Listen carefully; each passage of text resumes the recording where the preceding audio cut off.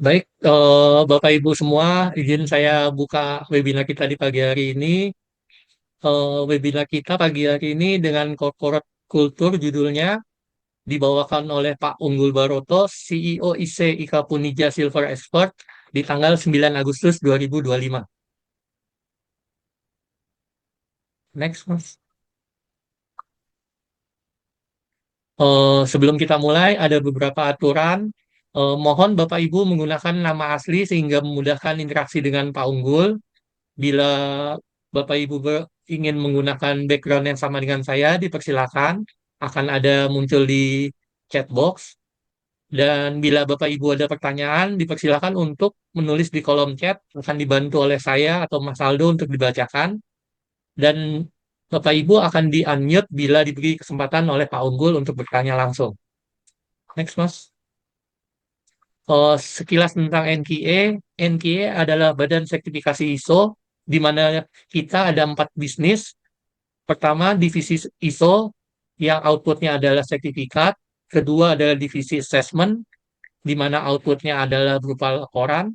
Dan ketiga ada divisi training. Salah satu outputnya adalah webinar kita di pagi hari ini. Dan yang terakhir adalah divisi software, di mana kita ada aplikasi-aplikasi yang bisa membantu Bapak Ibu menjalankan standar ISO di perusahaan Bapak Ibu. Next. NPA sudah beroperasi selama 37 tahun dan sudah mengeluarkan 60.000 lebih sertifikat. Eh, Karyawan kita ada 1.000 orang di seluruh dunia dan sudah beroperasi di 100 negara. Untuk tingkat kepuasan cukup memuaskan dengan rata-rata partner kita tuh 10 tahun. Next. Sekilas tentang NKA global. NKA global di Amerika kita nomor satu di bagian otomotif dan telekomunikasi. Kalau di Cina kita di bagian aerospace, dan yang kalau di UK kita di aerospace juga. Next. Eh, Sekali lagi diingatkan, event kita pagi hari ini gratis alias tidak berbayar. Namun, bila Bapak Ibu ingin mendapatkan e-sertifikat, e-materi, 2 bonus e-book dari Pak Unggul, dan rekaman webinar kita pagi ini, Bapak Ibu sedikit mengeluarkan investasi sebesar 150.000. Caranya mudah, cukup scan barcode-nya dan Bapak Ibu akan terhubung dengan Mas Aldo. Cukup scan barcode-nya, Bapak Ibu bisa mendapatkan. Ini bonus dari Pak Unggul dengan corporate entrepreneurship leadership dan treating the competitive organization. Tanpa membuang waktu, saya persilakan Pak Unggul untuk memberikan ilmunya kepada Bapak Ibu sekalian. Silakan Pak Unggul. Ya, terima kasih banyak Mas Aldo. Kita mulai dengan basmalah. Bismillahirrahmanirrahim. Selamat pagi rekan-rekan semua. Kita akan membicarakan tentang corporate culture. Jadi hari ini tidak hanya sesi berbagi pengetahuan atau informasi begitu ya, sharing knowledge, tetapi juga saya menghimbau dan mengajak teman-teman semua agar nantinya kita bisa bersama-sama membuat tim atau kelompok-kelompok untuk implementasinya dimanapun. Apakah itu bersifat pro bono, apakah itu bersifat project. Harapan saya kita bisa mengenerate program corporate culture ini sehingga bermanfaat untuk masyarakat luas begitu. Mohon izin untuk slide share. Ya, jadi judulnya ini corporate culture. Subjudulnya adalah Creating Advanced Display, di mana advanced display itu sebetulnya peran yang dilakukan oleh setiap orang dalam korporasi.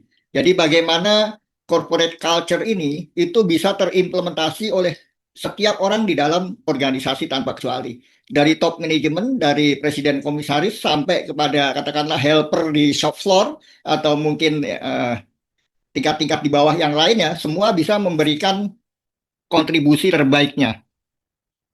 Mungkin bisa dicatat juga bahwa pada saat eh, saya pindah perusahaan ke tempat lain, itu kombinasinya juga kami terapkan. Jadi yang kami lakukan itu mengintegrasi antara corporate culture dengan way of life total quality management. Perpaduannya tuh indah sekali. Jadi saya pikir walaupun mungkin ini bukan baru, tapi kita bisa sesuaikan ya dengan situasi kekinian. Jadi situasi kekinian tuh ada efek dari AI, dari yang lain-lainnya kita bisa gabungkan. Termasuk juga nanti dari performance management, balance scorecard plus plus dengan ESG-nya, dampak masyarakat dan sebagainya, terintegrasi menjadi topik yang kita bicarakan saat ini. Sudah terbukti bahwa corporate culture atau pilar budaya ini memberikan manfaat bagi yang menerapkannya. Karena bagaimana caranya supaya setiap orang di dalam organisasi, yaitu di perusahaan atau korporasi itu, dapat menangkap keinginan dari manajemen pusat, apakah itu mother company yang terletak di negara lain, atau mungkin hanya pabrik yang ada di Jawa Barat dengan kantor pusatnya yang ada di Jakarta. Jadi semuanya bisa terintegrasi, kokoh, kuat, dan terintegrasi, saling terkait sehingga apa yang menjadi visi misi perusahaan atau korporasi itu bisa tersampaikan kepada seluruh atribut yang ada di group of companies itu, di korporasi itu. Advanced display di sini, itu yang dimaksud adalah kasat mata tetapi tidak mudah ditiru.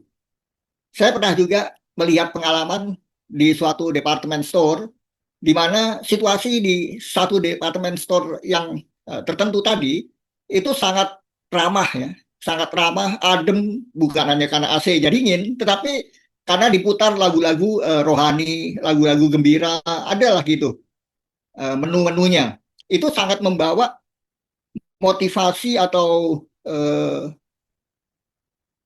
yang dirasakan oleh orang yang berada di situ, itu menjadi seperti apa yang diinginkan oleh manajemen yang berlaku di tempat itu. Jadi kalau di style ragu-ragu yang kalem itu, yang mendengarkan juga ikut adem, tenang, berbelanja dengan nyaman, seperti itu. Nah, sebaliknya ada di satu tempat, masih juga suatu supermarket, supervisornya kalau memberikan instruksi itu dengan berteriak sehingga pengunjung juga ikut dengar, dan kalau ada sesuatu yang nggak enak ya semua menjadi terpengaruh. Nah, ini adalah perbedaan culture. Jadi kasat mata, mudah dilihat itu mudah dilihat, tetapi tidak mudah ditiru. Kalau kita ingin suasananya adem ya kita pasang musik, kita briefing orang-orang bahwa bagaimana caranya kita bisa melayani pelanggan, siapapun yang hadir dalam supermarket itu dengan situasi yang nyaman. Tapi kalau dari para pimpinannya sendiri, yaitu para supervisor, mereka udah terlalu stres menghadapi pernik-pernik kerumitan dari logistik ya, dari barang masuk, barang keluar, dan target-target lain, sehingga suasana menjadi terganggu, terpengaruh oleh emosi dan mood dari mereka. Itu adalah contoh kebalikannya. Jadi corporate culture di sini atau pilar budaya ini itu adalah kesepakatan tentang etika budaya perilaku yang kita sama-sama berkomitmen untuk melakukannya. Tetapi perlu dicatat bahwa kalau di bagian tertentu tentu beda dengan bagian lain. Kalau membayangkan supermarket, di bagian daging, di bagian buah, perilakunya beda-beda. Demikian juga dengan perusahaan. Ada yang di Brazil, ada yang di Cina, itu tentu etika budaya perilakunya beda-beda. Orang Brazil itu happy people, mereka mungkin senang hura-hura. Tapi kalau orang Cina memang dari bayi sudah diajarkan bagaimana bekerja keras dan tekun. Nah, budaya ini tentu nggak bisa ditukar begitu saja. Walaupun kita sama-sama katakanlah menerapkan satu pilar budaya, sebut saja trust ya atau kepercayaan. Tapi di dua negara itu tentu berbeda cara menerapkannya. Bagaimana kita mendemonstrasikan trust atau kepercayaan itu di negara Brazil dan di negara Cina, apalagi di Indonesia, tentu berbeda-beda. Saya lanjutkan ke slide berikutnya. Next, please. Ya. Nah, ini adalah salah satu strategic system yang sudah terintegrasi. Jadi kombinasi dari beberapa strategic system penerapan pilar budaya, dan yang terpenting di sini itu fleksibilitas dari penerapannya, yaitu iman cerdas. Iman cerdas ini bagaimana kita selalu berpikir bahwa apa yang kita lakukan itu akan kembali kepada diri kita sendiri. Kalau kita semangat, jujur, kita rajin, bersungguh-sungguh membangun prestasi, membangun karir, tentu kita akan mendapatkan manfaatnya. Itu merangkum semua sistem yang ada. Pada prinsipnya, sistem umum yang perlu kita renungkan, perlu kita terapkan dalam pekerjaan kita, profesi kita, dalam departemen kita, perusahaan kita, atau korporasi kita, Itu kombinasi antara kepemimpinan dan tata kelola, antara leadership dengan manajemen, people leadership dan performance management. Kita bayangkan kalau misalnya ada pemimpin tapi nggak pakai sistem, tentu pemimpinnya akan pontang-panting, nggak punya sistem, kesulitan. Contoh aja memberi semangat agar rajin, tetapi tetap aja karyawan akan terlambat hadir ke pekerjaan, misalnya seperti itu. Tapi dengan sistem, pemimpin tidak usah bersusah payah, karena ada fingerprint. Bagaimana kita absensi itu, cek kehadiran dengan sidik jari. Nah, bagian terlambat ada konsekuensinya. Karena ada konsekuensinya, semua orang tidak ingin terlambat. Bahkan kalau bisa datang lebih awal supaya bisa mendapatkan peringkat rajin. Ya kan, itu memotivasi juga begitu. Karena sebaiknya juga kalau kita datang pagi itu lebih aman, tidak ada macet, ya kan. Kita datang ke pabrik masih situasi yang adem, ya kan, belum harus terburu-buru dituntut untuk melakukan pekerjaan, belum ada meeting yang harus mendesak kita harus hadir, masih ada waktu setengah jam untuk siap-siap, itu rasanya lebih nyaman. Nah, jadi itu yang namanya sistem. Jadi kepemimpinan dan sistem A dan B itu tidak terpisahkan. Kalau disuruh memilih pun lebih baik nggak ada leadernya tapi ada sistemnya. Dengan ada sistem, nggak ada pemimpin, semua berjalan lancar. Tetapi mungkin tidak terarah seperti bagaimana mestinya. Tapi kalau hanya pemimpin tidak memakai sistem, maka dia akan kerepotan. Tidak ada komitmen yang dibangun dan butuh upaya keras untuk mewujudkannya.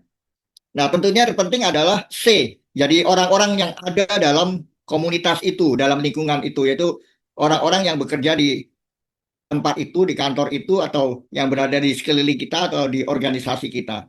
Super team, network of friendship, bahwa pada prinsipnya kita ini sama-sama bekerja untuk perusahaan, jadi atasan dan bawahan itu bagaimana caranya supaya gap yang tidak diperlukan tidak muncul. Jadi kita membangun sebagai tim. Sama seperti sepak bola, ada kaptennya, ada bagian bertahan, ada bagian penyerang, ada back dan sebagainya, ada kiper juga. Di sini yang diperjuangkan adalah bagaimana di perusahaan, di lingkungan kerja kita, di organisasi, itu semua orang termotivasi. Jadi mereka datang itu dengan suatu tujuan, purpose, gesit tangkas, semangat berprestasi, profesional kompeten. Karena yang bertanggung jawab terhadap karir itu bukan perusahaan, tapi masing-masing dari kita. Kesadaran ini perlu ditanamkan kepada setiap orang yang ada dalam organisasi. Kita berorganisasi, organisasi alumni misalnya, itu juga untuk masing-masing individu. Tidak hanya untuk alma mater, kampus, atau organisasi, tetapi juga untuk perorangan. Di sini ada beberapa alumni yang hadir, saya tahu. Jadi kalau kita bekerja di perusahaan, itu kita sungguh-sungguh, itu bukan hanya untuk perusahaan, tetapi untuk diri kita sendiri. Kita ini pada prinsipnya sedang membangun masa depan kita. Gesit tangkas menyikapi perubahan. Kita harus fleksibel. Fleksibel ini mungkin ada hal-hal yang mengejutkan kita. Kita bisa menerapkan iman cerdas, yaitu sabar. Tidak semua pekerjaan itu bisa dijalani dengan mudah. Pasti ada pernik-pernik masalah gitu. Nah, masalah ini jangan sampai membuat kita patah semangat, tetapi justru masalah yang ada itu sebagai peluang untuk tantangan keberhasilan. Pekerjaan ini sulit sekali, saya nggak bisa menyelesaikannya. Ya nggak apa-apa tidak bisa menyelesaikannya. Kita bertanya kepada rekan yang lain. Itu yang dimaksud dengan menyikapi perubahan. Senantiasa membangun nilai tambah berkelanjutan. Jadi selalu kita meningkatkan prestasi-prestasi kita. Agile TQM, Strategic Management System, ya kita bisa mengambil salah satu sistem manajemen strategik yang bisa diterapkan, apakah itu TQM atau yang lain. Di sini kita sebut aja Agile TQM. Jadi kombinasi TQM dengan strategi-strategi yang banyak sekali bisa kita pilih dan kita ambil sebagai fondasi dari keberhasilan kita. Saya ingat waktu pertama kali saya berkarir di dunia industri, atasan saya seorang Vice President HR, jadi Head of HR, itu menyampaikan bahwa kepemimpinan militer, military leadership itu perlu dibarengi, perlu diseimbangkan dengan kemampuan manajemen. Jadi sejak lama sekali saya pikirkan bahwa kombinasi antara people leadership dan performance management ini sangat erat sekali. Dan yang terpenting membangun hubungan baik dengan lingkungan di sekeliling kita. Super team, network of friendship. Ya, next. Oh ya, sebelum berlanjut, nggak apa-apa lanjut aja. Kita sebenarnya membangun daya saing organisasi atau perusahaan yang bisa bertahan puluhan ratusan tahun. Nah, jadi ini bukan isapan jempol karena di salah satu perusahaan yang saya pernah bekerja di sana itu dari sejak tahun 1911 sampai sekarang itu makin maju berkembang di mancanegara. Jadi kenapa mereka bisa maju berkembang? Karena waktu itu mereka dan saya berada di sana. Jadi kita menerapkan corporate culture itu betul-betul sebagai way of life. Jadi way of life-nya itu betul-betul mempengaruhi cara bekerja kita. Sehingga apa yang diinginkan oleh top management atau mother company itu bisa tersampaikan kepada cabang-cabangnya dimanapun. Nah, di sini tadi sudah saya sampaikan bahwa salah satunya adalah integrasi TQM dan implementasi pilar budaya. Lainnya banyak sekali. Ada people development, ada performance management, ada social development group, ESG, SDG, ada juga mungkin IT dan sebagainya. Tapi pada intinya bagaimana kita bisa membangun sistem yang terintegrasi, robust dan holistik, kokoh kuat dan terintegrasi. Next please. Ya, jadi di sini ada satu contoh visi dan misi dari suatu restoran. Bagaimana visi dan misi ini itu bisa terdistribusi dengan baik dari tahun ke tahun. Jadi 4 tahun, 5 tahun pertama itu menjadi satu paket. Bagaimana dalam 5 tahun itu dari fondasi yang disusun menjadi suatu prestasi fase 5 tahun pertama, apa yang diinginkan. Nah, di sini kita menerjemahkan visi menjadi performance atau kinerja. Ini juga didukung dengan beberapa uraian yang akan saya jelaskan di slide-slide berikutnya. Mohon izin juga menjelaskan bahwa apa yang saya sampaikan ini applicable atau cocok untuk setiap orang. Jadi tidak hanya untuk top management, tidak hanya untuk mid career atau middle management, manager, supervisor dan sebagainya, mid career, tetapi juga untuk fresh graduate. Karena fresh graduate ini juga akan melihat panjang ke depan.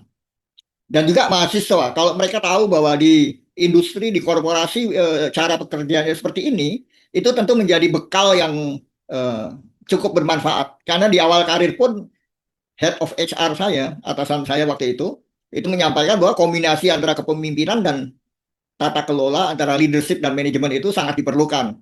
Itu tidak pernah terlupakan oleh saya dan akhirnya sampai sekarang pun masih saya ingat terus.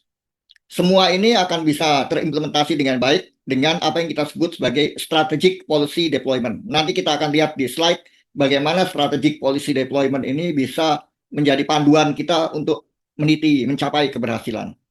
Lanjut.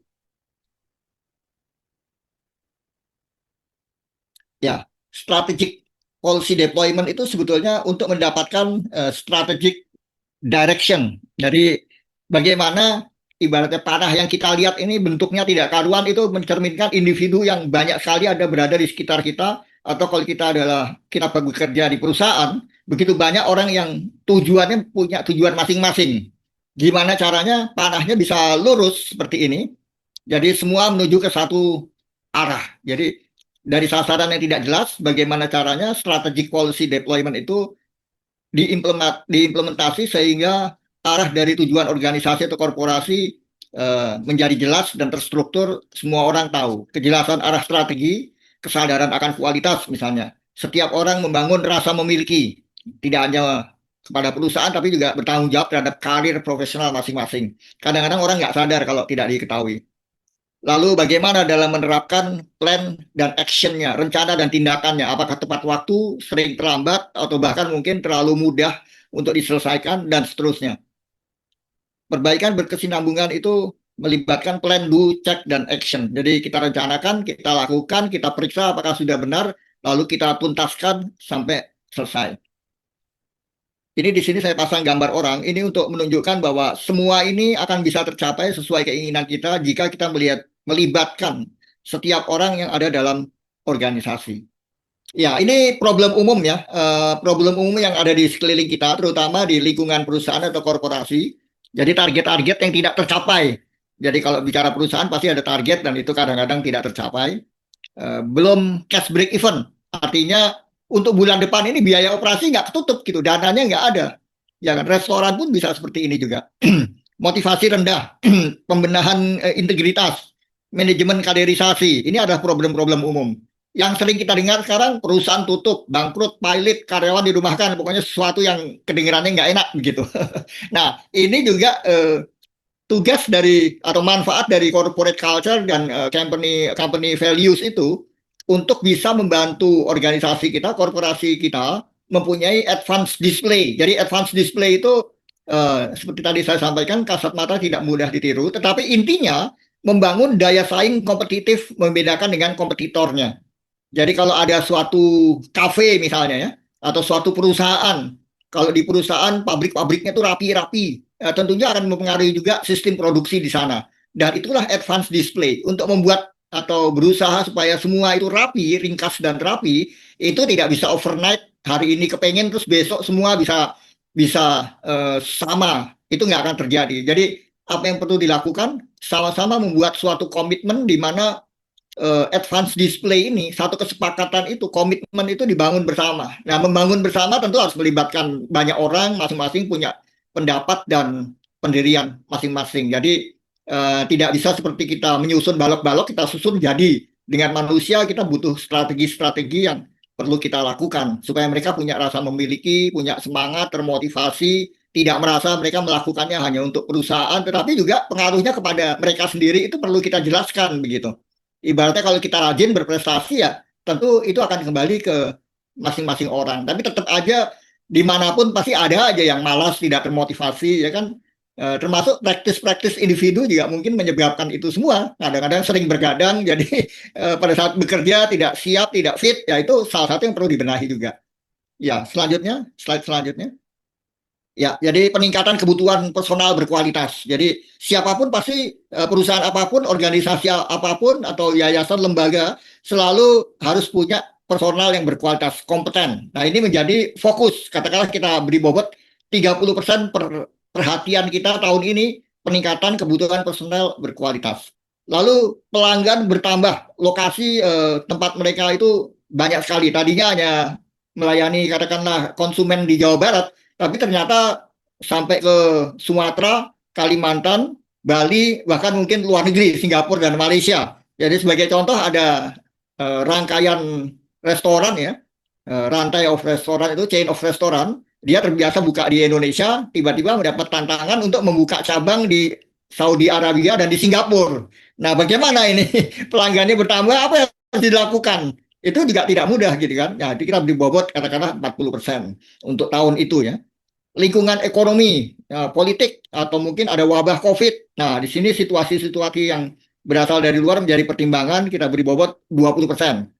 Pemasok utama, vendor-vendor yang tadinya banyak, ternyata mereka juga berhenti beraktivitas karena ada alasan tertentu, kebijakan politik, atau kebijakan negara, atau ada hal yang lain, wabah, virus, ya, itu harus menjadi pertimbangan kita juga. Jadi lingkungan bisnis ini perlu kita mapping seperti ini, sehingga nanti corporate culture kita yang memang sudah ada, itu bisa menerapkan program-program yang disesuaikan dengan eksternal saat itu, kekinian. Jadi kita tidak seperti kacamata kuda, begitu punya corporate culture ya jalan terus aja. Mau ada COVID, mau ada krisis ekonomi, mau ada kebijakan-kebijakan pemerintah yang berubah, kita jalan terus aja. Nanti kalau nggak nyambung, nah ini yang jadi masalah. Jadi bagaimana itu semua bisa masuk ke dalam program kerja kita, makanya competitive organization ini diturunkan dalam bentuk implementasi per tahun. Jadi setiap tahun akan direview kembali apa yang dilaksanakan cocok untuk tahun berjalan. Jadi tahun berjalan itu betul-betul menjadi prioritas. Tahun lalu bisa aja berbeda, tahun depan kita nggak tahu apa. Tapi tahun berjalan kita harus punya satu panduan. Selanjutnya, next please. Ya, halaman 9. Ya. Nah, di sini program implementasinya membangun organisasi yang kompetitif tadi, strategic sistemnya, itu corporate culture, lalu strateginya bagaimana, kita buatkan juga matriks strateginya. Ini eh, bisa diperkenalkan kepada lingkungan kita, nanti kita membuat matriks strateginya, tapi tidak pada kesempatan ini ya.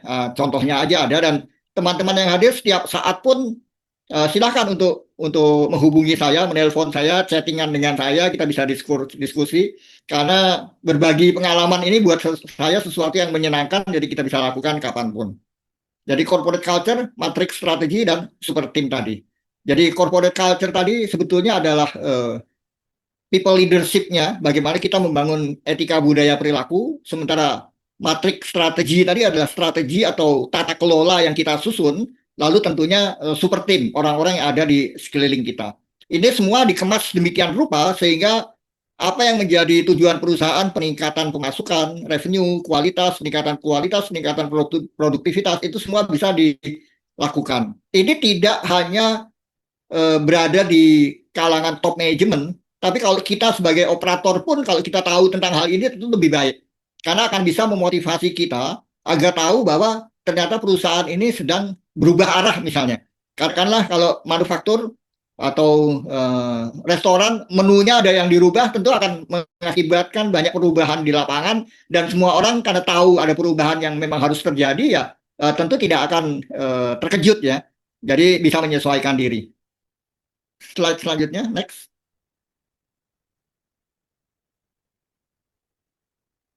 Ya, jadi kalau kita bagi kepada 3 lapisan, ada lapisan top management. Nah, top management ini tugasnya untuk melakukan breakthrough management atau terobosan.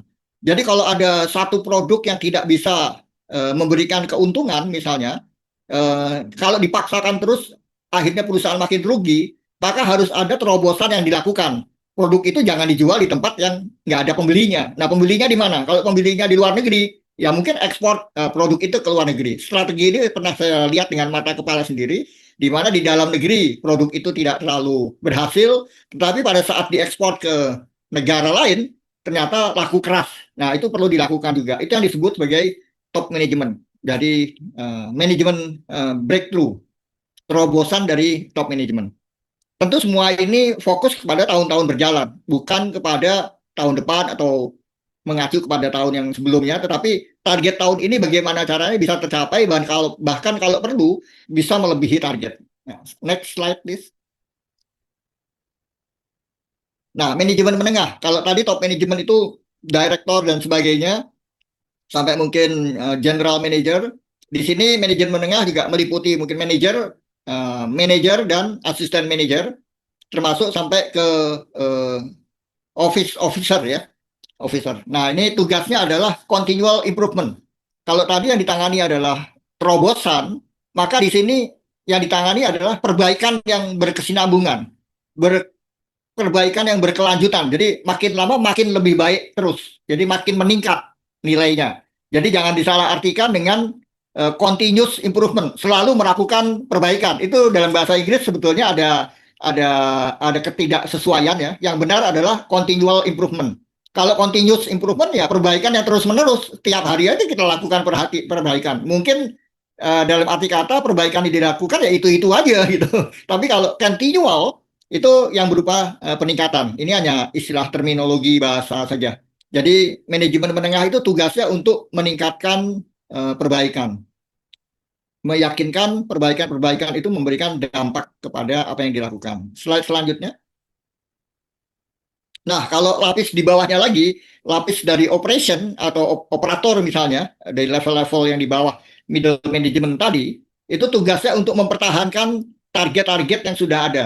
Jadi kalau targetnya, standarnya sudah diketahui, katakanlah produksi, katakanlah satu hari itu berapa unit, atau mungkin kalau perusahaan ya satu hari itu beberapa customer atau klien atau apapun satuan ukurnya, itu bisa dipertahankan tidak kurang dari yang biasa kita terima dan kita lakukan.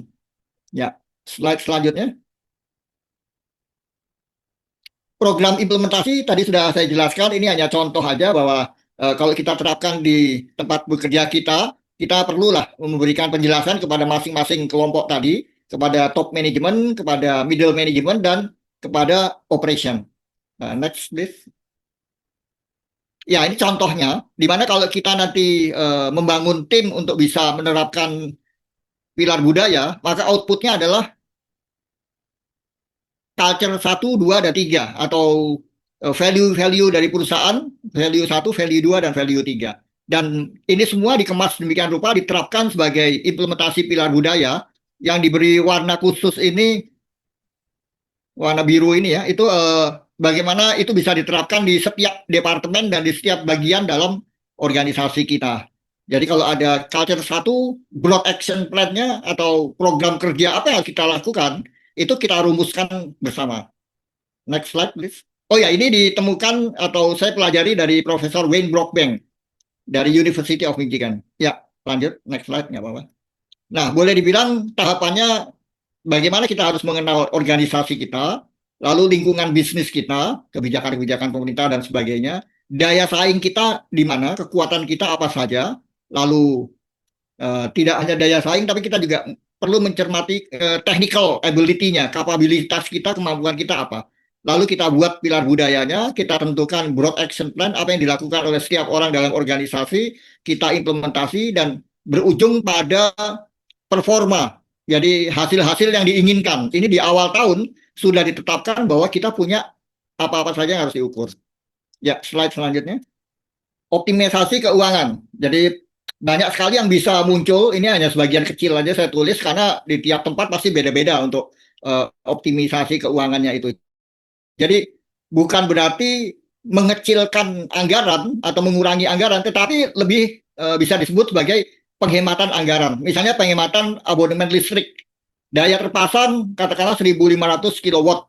Ternyata yang diperlukan sehari-hari hanya 1.040 saja. Jadi kenapa kita harus membayar 1.500? Ya mulai bulan ini Departemen Maintenance atau yang menangani listrik mengajukan proposal bahwa pembayaran tidak harus 1.500 kilowatt, tetapi cukup 1.040 kilowatt saja, kilovolt ampere. Kenapa begitu? Karena pada saat dirancang over capacity, pabrik itu dirancang memproduksi lebih banyak, tapi pada kenyataannya produksinya tidak sebanyak itu, sehingga listriknya juga tidak perlu setinggi itu, kira-kira begitu. Nah, penghematannya bisa dikalkulasi dan penghematan yang ada ini tentu dilaporkan kepada manajemen oleh karyawan yang bersangkutan, manajer departemen yang bersangkutan, sehingga penghematannya akan menjadi profit tambahan.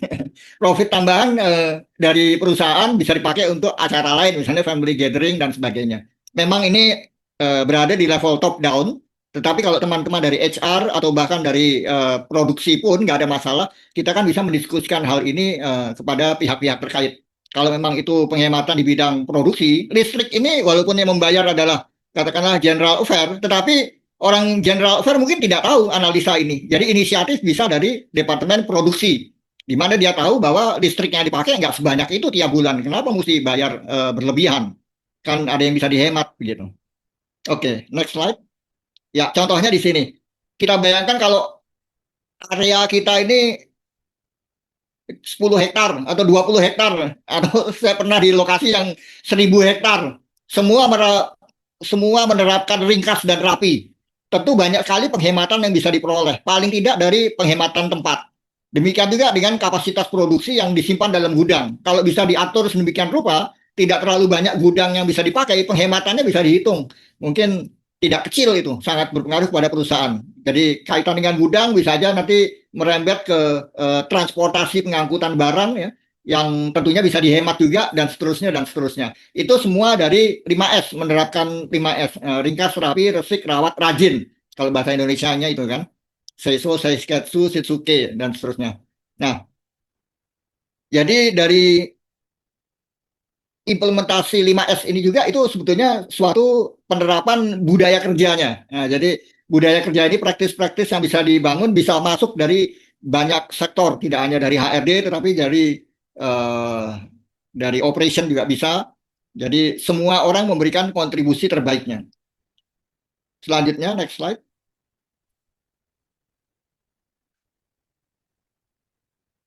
Anggaran tahunan diimbangi cara-cara optimisasi keuangan fresh cash in hand. Jadi intinya perusahaan itu bagaimana caranya memastikan selalu ada cash di dalam anggaran tahun berjalan. Jadi ada uang yang bisa dipakai untuk kondisi-kondisi yang tidak diperkirakan.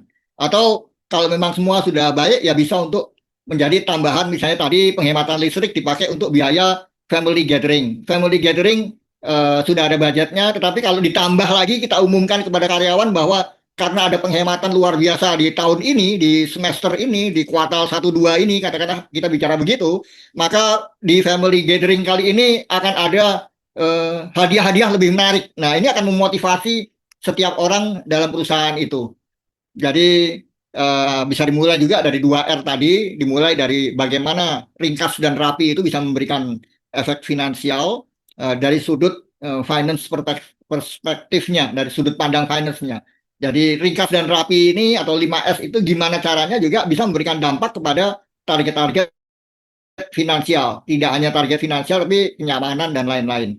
Intinya, improving business sustainable growth. Jadi bagaimana kinerja bisnis itu bisa ditingkatkan kontribusi setiap orang dalam perusahaan. Bagi yang fresh graduate juga mungkin kata-kata baru ya. 5S itu apa? Nah ini eh, eh, bisa nanti diingat-ingat untuk dicari lebih lanjutnya kira-kira di perusahaan sudah diterapkan atau belum gitu. Kita lanjut ke 20 slide berikutnya, mungkin agak cepat aja. Mengingat waktu tinggal setengah jam masih 20 slide ya. Nah, Baik, Pak. ini corporate culture. Jadi sebagai latar belakangnya, budaya korporasi itu untuk menyelaraskan etika perilaku tidak hanya perorangan, tidak hanya perusahaan, tapi juga perorangan untuk membangun keberhasilan. Jadi menyelaraskan etika perilaku. Bagaimana etika perilaku setiap orang ini memberikan dampak kepada perusahaan secara langsung. Secara langsung ini dilihat dari 6 perspektif keberhasilan. Nanti akan kita bahas keberhasilannya apa aja. Pada prinsipnya itu balance scorecard plus dampak kepada masyarakat dan implementasi pilar budaya itu sendiri. Nah, di sini bisa dilihat ada satu slide. Ini sebetulnya sama dengan slide sebelumnya, di mana ada faktor lingkungan, internal, eksternal, dan faktor objektif dari perusahaannya dari sisi internalnya. Jadi impact kepada society ini tidak bisa dilupakan karena kita jangan hanya mengukur dari keuangan, operasional, efektivitas, produktivitas, tetapi juga dampak kepada masyarakat ini harus menjadi mulai dari sekarang salah satu KPI-nya, salah satu keberhasilan perusahaan. Jadi kalau kita bisa mengukur dampak kepada masyarakatnya itu akan bagus sekali. Apalagi sekarang di era ESG, SDG ya, dan GRC-nya, tentu teman-teman yang masih di perusahaan itu akan bisa mengartikan apa yang saya maksud, bahwa impact kepada society ini juga sudah mulai harus bisa diukur menjadi sesuatu yang diukur secara rutin gitu. Ya, pencapaian beberapa perspektif keberhasilan ini biasanya ada 4 balance scorecard. Nanti kita akan bahas yang untuk 6 perspektif dan pada prinsipnya untuk membangun daya saing dari perusahaan kita. Next slide, please. Ya, ini tampilan lain dari apa yang tadi saya sampaikan bahwa lingkungan bisnis dan objektif internal ini kita posisikan dalam bentuk persentase target-target sehingga kalau target-target ini kita bisa ukur dan bisa terlihat pencapaiannya, apakah bergerak naik dalam tahun berjalan, tahun depan, dan seterusnya, ataukah menurun, itu semua akan memberikan manfaat kepada, maksudnya menurun, diturunkan gitu ya, komposisi targetnya. Nah, manfaat kepada perusahaan tentunya akan dapat dirasakan secara langsung. Dan jadi di sini yang dihindari adalah perusahaan itu mendapatkan pencapaian-pencapaian tidak hanya dari sisi non finansial, tapi hal-hal yang lain juga. Yang terpenting tidak jalan di tempat. Karena kalau jalan di tempat itu risikonya turun. Tapi kalau kita naik, ya, kalaupun turun mungkin tidak jatuh dengan tragis. Kira-kira seperti itulah. Jadi masalah umum yang tadi kita bicarakan itu tidak terjadi. Kita tidak ingin perusahaan kita pilot atau bangkrut dan lain-lain sebagainya. Slide selanjutnya.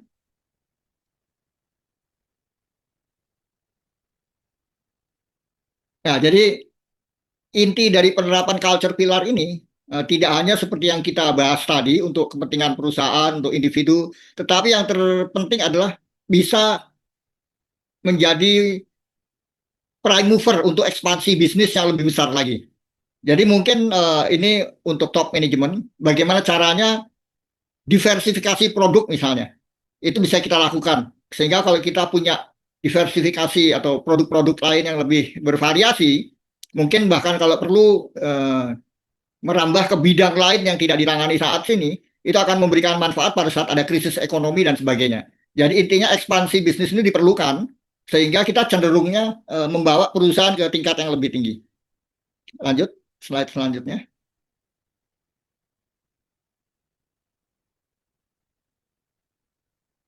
Nah, di sini konsep leadership, pemimpin yang membangun pemimpin, saya kira ini sudah dipahami oleh banyak sebagian dari kita. Karena kalau pemimpin yang membangun pengikut itu punya masalah pada saat pemimpinnya berhenti, semua juga ikut berhenti, namanya juga pengikut.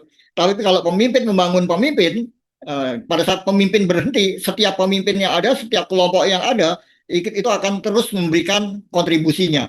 Nah, jadi di sini mungkin perlu kita sampaikan kepada setiap orang bahwa setiap orang itu pemimpin dan wajib membangun pemimpin yang lain. Ya, lanjut slide berikutnya. Kepemimpinan di setiap tingkatan. Nah, ini menarik sekali bahwa bagaimana kita bisa membangun pemimpin yang membangun pemimpin itu dari membangun super team. Jadi learning by doing, melakukan apa yang memang harus dilakukan. Yang pertama-tama yang bersangkutan seseorang itu harus kompeten dulu. Kalau dia kompeten, itu ada dua peluang yang bisa dia capai. Dia kompeten dan memberikan kinerja. Nah, kinerja ini significant contribution, kontribusi kepada organisasi, kepada perusahaan. Ada juga kompeten tapi tidak memberikan kontribusi. Yang kita inginkan kompeten dan memberikan kontribusi. Artinya dari motivasi dia juga sudah sesuai sehingga kompetensi dia bisa diterapkan dalam bentuk pencapaian-pencapaian kinerja yang diinginkan. Nah, kalau dia sebagai individu sudah berhasil dengan baik, maka dia harus memimpin tim, lead super team. Pemimpin ini bisa aja pemimpin yang istilahnya dengan proaktivitasnya sehingga pekerjaan dia menjadi lebih baik. Itu namanya leading without authorization. Jadi dia bisa mengkoordinir orang-orang di sekitarnya. Mereka bukan anak buah dia, tapi dia memimpin agar pekerjaan dia tercapai. Katakanlah seorang produksi, dia tentu harus memastikan bahwa material yang ada itu datang tepat waktu. Kalau tidak datang tepat waktu, apa yang mau diproduksi kan? Nah, pada saat dia melakukan pekerjaan itu artinya dia sudah memimpin komunitas dia, di mana untuk produksi tentu membutuhkan material. Sehingga sebagai pemimpin, dia akan mengkoordinasikan orang-orang material agar bisa memberikan material tepat waktu. Kira-kira seperti itu. Jadi membangun super team, lead super team. Mencoba memimpin super team itu. High commitment. High commitment ini diperlukan karena tanpa komitmen, tanpa target misalnya, itu semua akan menjadi kurang kuat pengaruhnya. Jadi perlu ada target-target pribadi. Jadi performance management yang bersangkutan, mulai dari staff itu biasanya sudah diminta untuk bisa merancang target-target tahun berjalan itu dia akan melakukan apa saja, dengan hasil seperti apa saja. Ini yang disebut sebagai performance management system. High commitment itu juga akan menentukan kalau keberhasilan dia itu akan berkorelasi kepada reward atau insentif yang akan dia terima sebagai karyawan, kenaikan gaji, kenaikan pangkat dan sebagainya, mungkin promosi jabatan juga. Nah, dari 1, 2, 3, dan 4 ini ujung-ujungnya yang terbaik adalah professional performance, di mana apa yang dia lakukan itu sudah sesuai dengan apa yang diperlukan oleh perusahaan. Jadi dia bisa dipromosikan ke tingkat yang lebih tinggi lagi karena professional performance dia sudah memenuhi syarat di beberapa kepentingan. Nah, jadi bagi individu ini adalah semacam karir tips bagaimana bisa membangun karir di tempat kerja, terutama fresh graduate. Kompeten itu harus bisa memberikan kontribusi signifikan, harus juga memimpin orang lain, memimpin yang bukan anak buah kita. Misalnya kita mau fotokopi ya, ada yang kita minta tolong untuk fotokopi ya, kita bisa berkoordinasi bahwa apa yang kita inginkan bisa diberikan oleh teman atau karyawan lain yang bukan anak buah kita, supaya menyiapkan fotokopi itu misalnya seperti itu. Sekretaris presiden direktur, dia harus bisa memimpin presiden direktur walaupun dia hanya sekretaris, karena pekerjaan sekretaris itu yang bertanggung jawab adalah si sekretaris itu. Presiden direktur pun sebetulnya itu ya harus dia koordinasi supaya dia mengikuti pekerjaan sekretariat tadi. Misalnya jadwal kunjungan ya kan, jadwal menerima tamu, kalau tidak diikuti semua bisa berantakan dan manfaat kepada perusahaan akan berkurang.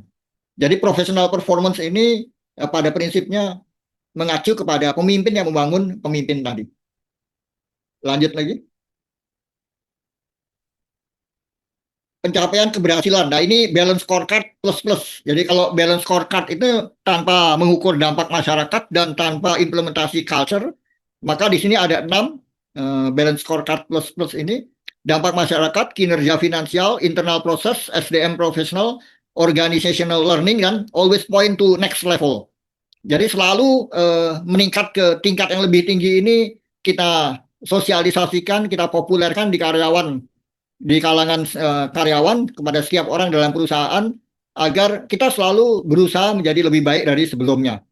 Nah, ini semua memerlukan super team Ya, kita perlu mempopulerkan istilah super team ini, karena jangan sampai seseorang menjadi Superman, dia kerjakan sendiri semua, gitu. Nanti tidak melibatkan orang lain, nah itu bukan super team. Jadi super team ini bagaimana kokoh, kuat, dan terintegrasi tadi bisa terjalin di kalangan di lingkungan kita. Slide selanjutnya.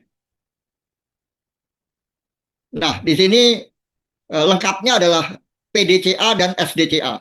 PDCA itu untuk menyelesaikan suatu masalah di mana kita solusinya belum tahu, plan, do, check, dan action. Jika direncanakan, maka akan terjadi sesuatu yang kita inginkan. Nah, di sini adalah tingkat untuk mencapai strategi untuk mencapai tingkat selanjutnya, next level, itu dengan SDCA. Jadi kita tahu standarnya dulu, kita lakukan sesuai standar, kita selalu amati, kita periksa apakah standar itu sudah berjalan dengan baik, lalu kita cari cara-cara dan kita terapkan sesuatu yang bisa meningkatkan terhadap standar yang kita lakukan. Mulai dari yang sederhana, yaitu know the standard, lalu always point to next level. Bagaimana cara meningkatkannya ke yang lebih baik lagi. Jadi kalau pola pikir ini bisa kita sosialisasikan kepada setiap orang, maka kita akan bertanya, konsep SDCA apa saja, strategi SDCA apa saja yang sudah kita lakukan dalam pekerjaan kita. Nah, mereka kalau bisa menjawabnya, itu akan selalu memotivasi kita semua agar kita selalu berpikir untuk mendapatkan sesuatu yang lebih baik. Slide selanjutnya.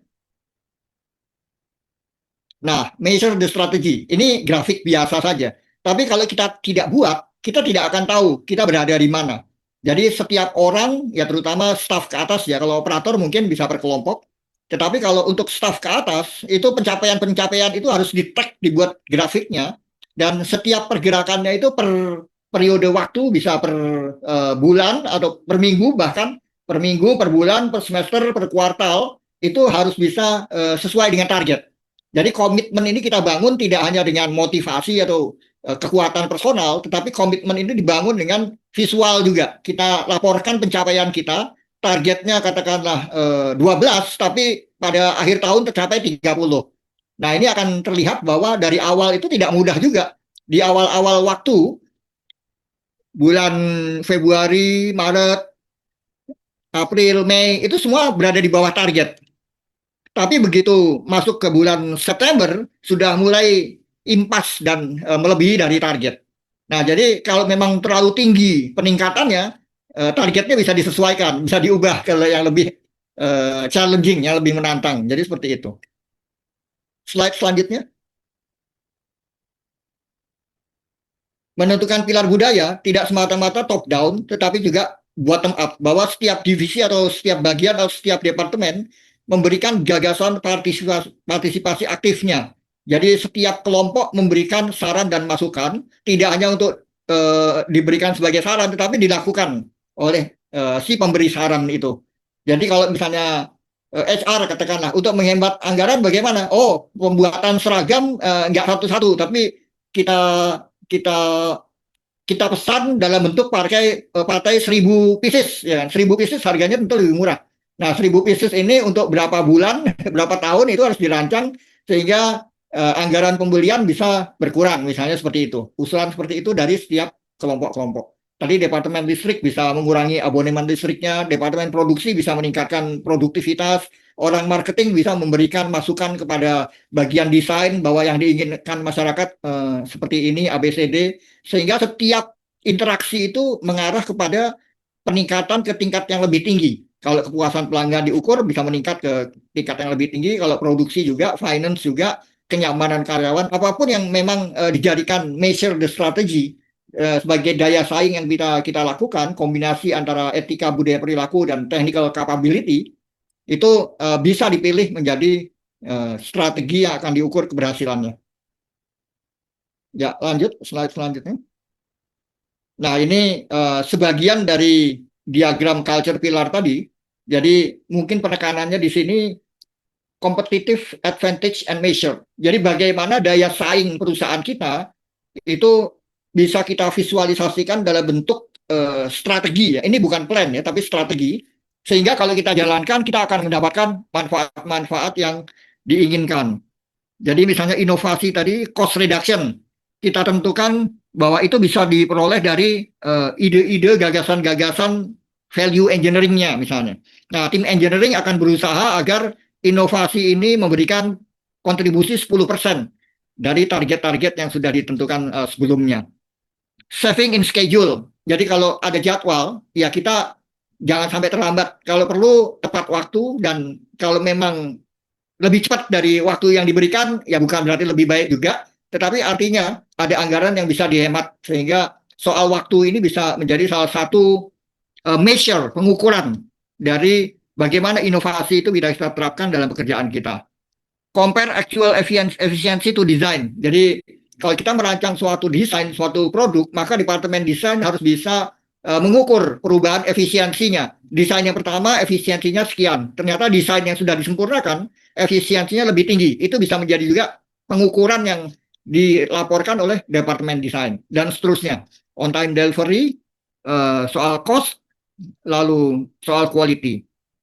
Capital expenditure per annual unit output. Jadi capex yang ada, barang modal yang ada itu nilai-nilainya bisa juga menjadi sesuatu yang diukur, bahwa capital expenditure-nya tidak meningkat dengan tinggi, tetapi bisa dikurangi. Itu salah satu juga bisa kita ukur.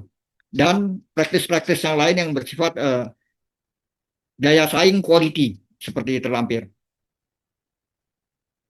Slide selanjutnya. Nah, untuk membuat culture pillar ini eksternal objektif yang kita bisa jadikan pertimbangan. Kalau tadi measurement-nya kita sudah lihat seperti tadi, daya saing apa saja yang akan kita ukur, maka kita bisa melihat apakah perusahaan kita itu first to market. Jadi produk pertama yang dikenal oleh pasar dihasilkan oleh perusahaan kita.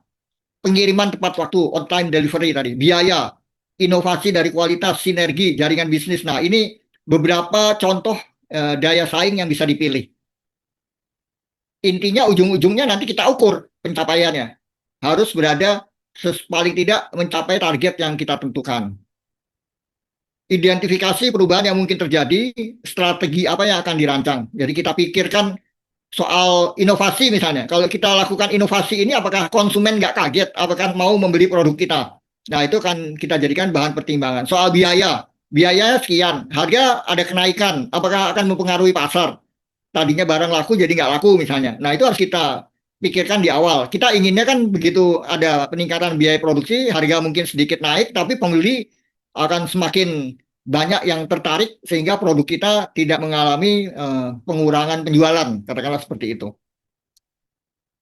Nah, semua ini ada di buku e-book Wayne Brockbank yang juga sudah saya titipkan ke NQA.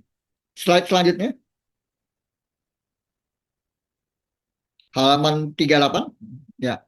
Nah, ini cara implementasi dari culture pillar itu disebut dengan broad action plan. Jadi tindak lanjut yang meluas yang dilakukan oleh setiap orang dalam organisasi, setiap bagian dalam organisasi. Bahwa pengukuran yang dilakukan, kontribusi tiap orang bisa diukur. Jadi departemen HRD berapa orang yang punya gagasan, departemen produksi berapa orang yang punya gagasan dan terimplementasi.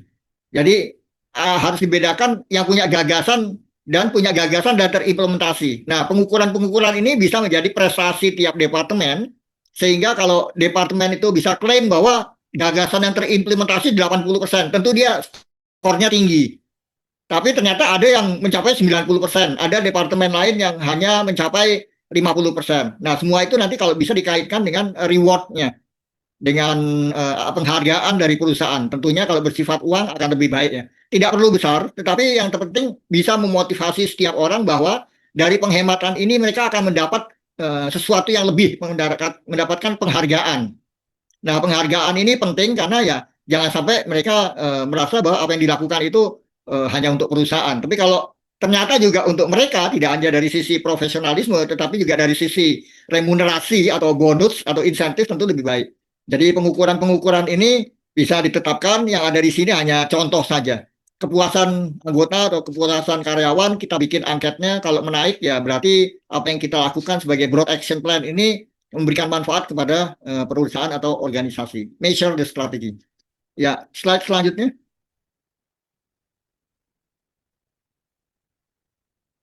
Nah, kalau tadi itu sifatnya adalah broad action plan, rencana kerja, rencana tindakan, apa yang harus dilakukan, maka di sini bagaimana culture pillar itu bisa memberikan outcomes ya, bisa memberikan hasil kepada perusahaan. Setiap hari ada gagasan baru, aktif kontributif, realisasi sebagai tim. Nah, 3 poin-poin ini mengacu kepada inovasi proaktif ini akan menjadi tema dari setiap departemen. Bagaimana caranya inovasi proaktif ini bisa yang tadinya dari value itu bisa menjadi hasil. Nah, maka di sini kita memerlukan beberapa strategi-strategi ini. Setiap hari gagasan baru. Malah pada prakteknya itu lucu juga itu. Sekelompok orang ditaruh dalam satu ruangan kelas, tidak diizinkan keluar untuk istirahat kalau belum menemukan 10 gagasan. Jadi jika bisa menemukan 10 gagasan dengan cepat ya diberi waktu istirahat yang lebih panjang. Tapi kalau belum mempunyai 10 gagasan, tidak diberi izin untuk istirahat walaupun sudah mulai waktu istirahat. Nah, ini kadang-kadang perlu dipaksa juga. Setiap hari gagasan baru. Bagaimana caranya setiap hari harus ada gagasan baru? Nah, ini ya pinter-pinter dari tim yang menjadi PIC, apakah itu di level departemen atau di level section. Ya, bagaimana caranya strategi ini bisa muncul sehingga measurement tadi paling tidak value dari inovasi proaktif ini sebagai pilar pertama dari daya saing perusahaan yang akan kita implementasi itu bisa memberikan outcomes, hasil yang diperlukan. Jadi di sini ada beberapa contoh strategi-strategi itu. Next slide. Nah, ini sangat penting sekali, tidak hanya untuk para top management atau mid career, fresh graduate juga harus tahu bahwa dalam 1 tahun itu project sebegitu banyaknya. Ada target untuk unit 1, 2, 3, 4. Lalu setiap unit ada punya case A, B, C, D, E. Lalu setiap case ini ada project 1, 2, 3, 4. Itu baru dari satu departemen. Nanti ada tim lain lagi juga. Ada tim 1, tim 2, tim 3, tim 4. Jadi dalam 1 tahun itu perlu di-create project ya dengan atribut seperti ini, dengan kriteria seperti ini, sehingga dalam satu kurun waktu berjalan, itu beberapa project bisa tuntas. Dan yang penting perlu dicatat bahwa project yang dilakukan harus bisa memberikan manfaat kepada tahun berjalan, sehingga katakanlah ini project tahun 2020. Jadi kalau dilihat di sini, satu project itu paling lambat harus bisa diselesaikan sebelum 3 bulan.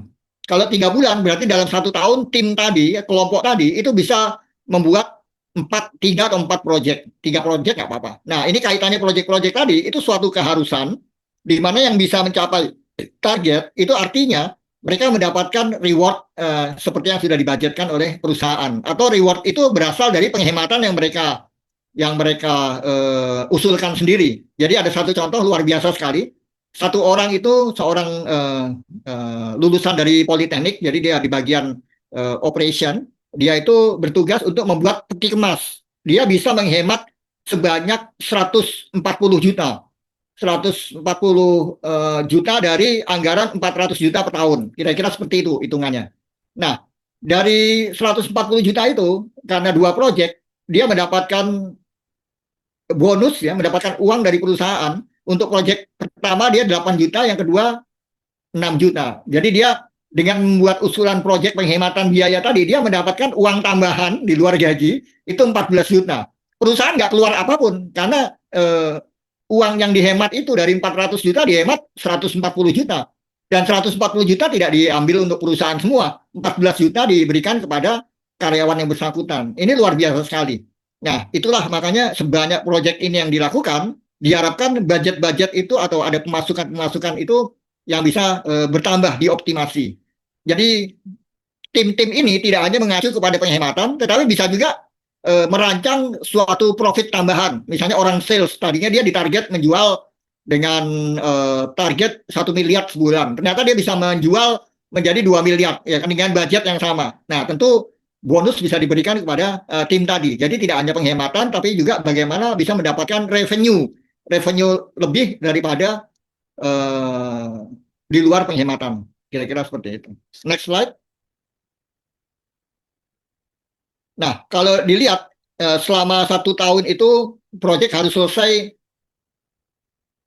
dalam paling lama 3 bulan. 3 bulan atau 4 bulan, paling lama. Di sini contoh dari 21 April sampai 29 April. Nah, ini proyek membuat rencana kerja seperti ini, kalau tadi kita bicara banyak tentang strategi, maka yang kita lihat di depan kita ini adalah plan, bukan strategi. Plan ini harus jelas, timeline-nya ada. Di sini mohon maaf, nama PIC juga harus disebut. Nah, kalau memang semua ini adalah tanggung jawab suatu section head, maka PIC section head nama tersebut. Nah, jadi setiap yang mempunyai project perlu membuat semacam Gantt chart seperti ini. Nanti kita lihat apakah pending, apakah tidak, apakah berhasil sesuai rencana, atau mungkin ada kemunduran atau percepatan. Nah, ini dievaluasi tiap minggu, tiap minggu. Untuk pekerjaan tiap minggu. Tapi kalau untuk organisasi ya silakan bisa 2 bulan sekali ya atau bagaimana begitu. Tapi untuk korporasi biasanya setiap bulan itu Dewan Komisaris akan memeriksa hasil dari kinerja perusahaan-perusahaan yang menjadi tanggung jawab mereka. Durasi pelaksanaan proyek 1 sampai dengan 1,5 bulan. Ini ideal sekali.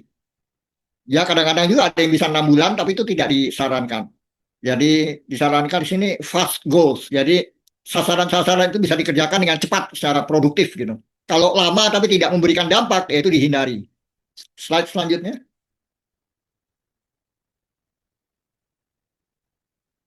Ya, saya pikir ini masih sama ya. Hanya di sini kita harus melihat bahwa dalam 1 tahun itu terbagi menjadi 4 kuartal, sehingga kita harus bisa mapping supaya hasil akhirnya bagus itu dalam 1 tahun harus memberikan dampak signifikan. Ini contoh penerapan TQM dalam 1 tahun dari sosialisasi dan awareness sampai dengan nanti ada convention atau pertandingan atau kompetisi. Jadi semua harus selesai dalam 1 tahun berjalan. Karena kaitannya dengan anggaran tahun berjalan itu tentu harus memberikan hasil untuk tahun berjalan juga. Ya, slide selanjutnya. Ini visualisasi dalam bentuk lain bahwa kita bisa setting bahwa kuartal pertama itu performance kontrak, target-target kita bicarakan bersama. Setiap orang, setiap departemen, setiap perusahaan punya target-target yang harus dicapai.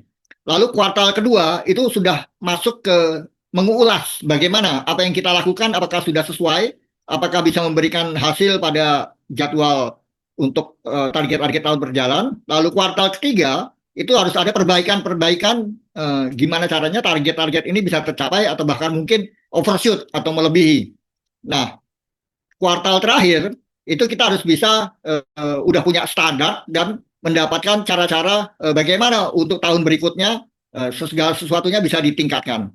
Jadi pada prinsipnya cara kerja kita dalam 1 tahun ini kita bagi menjadi 4 kuartal dan semua mempunyai objektif parsial yang kalau kita ikuti dengan baik tentu kita akan terbimbing untuk ke arah pencapaian-pencapaian yang diinginkan oleh perusahaan. Di sini TQM way of life, gaya hidup TQM, cara-cara TQM kita implementasikan, kita gunakan. Culture pillar kita implementasi sehingga target-target itu terbantu dengan sesuatu nyata yang dikerjakan dalam bentuk proyek-proyek atau dalam bentuk gagasan-gagasan. Jadi kepanjangan dari bagaimana broad action plan dari culture pillar ini bisa menjadi kontribusi dari setiap orang, setiap kelompok, section, departemen, atau bahkan perusahaan. Sehingga bisnis result-nya dapat tercapai. Syukur-syukur bisa melebihi dari target. Slide selanjutnya, masih 2 slide lagi kalau nggak salah. Implementasi di korporasi, perusahaan dengan skor pilar budaya terbaik mendapatkan bonus tahunan tertinggi. Persentase bonus disesuaikan dengan persentase nilai implementasi pilar budaya. Ini udah kita bahas tadi. Jadi pada prinsipnya idealnya kita juga bisa memberikan reward kepada siapapun yang terlibat bisa mengerjakan ikhtiar-ikhtiar pilar budaya ini dengan baik dan sesuai rencana perusahaan, pencapaian target-target perusahaan. Karena biar bagaimana juga karyawan bekerja itu tidak hanya kerja bakti, tapi mereka juga butuh penghasilan. Maka program-program juga akan bisa terimplementasi jika ada rewardnya. Kalau tanpa reward, mungkin mesti kita cari padanannya yang sejenis, apakah itu promosi, apakah itu penghargaan berupa sertifikat, dan lain-lain sebagainya. Jadi pada prinsipnya harus ada penghargaan bagi siapapun yang bisa memberikan kontribusi terbaik dalam implementasi culture pillar ini. Karena biar bagaimana manusia adalah makhluk yang termotivasi dengan penghargaan-penghargaan tadi. Slide selanjutnya. Ya, di sini contoh saja bahwa eh, kita semua harus membuat target setting dan memerlukan coaching review. Jadi setiap kuartal ini, kuartal 1 tengah tahun, nanti ada kuartal 3, end year kuartal 4, itu selalu ada coaching review. Coaching review ini adalah diskusi. Kalau itu implementasi culture pillar, itu antara dewan direksi dengan head of department, antara kepala departemen dengan head of section, bahkan mungkin kalau perlu seluruh karyawan di departemen itu melakukan suatu meeting yang mengulas kinerja.